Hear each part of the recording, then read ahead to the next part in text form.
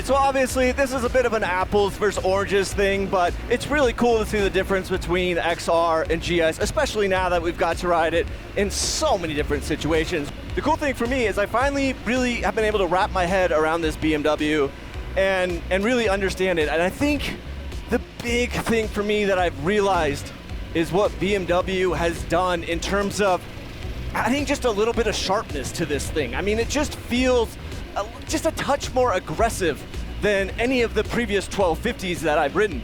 And I always thought these big adventure bikes, the ones that I'd ridden a couple years ago, I always described them as, you know, the big adventure bike dance, where they just kind of felt a little bit like almost like a hinge in them, and you had to kind of let them just move around the trail a little bit. And it seems like manufacturers have started to go away from that as people start to do more and more with these bikes, and it seems like that's really what BMW is doing with this. It's a bike that feels just a lot more, I wouldn't say on edge, but it just feels sharper.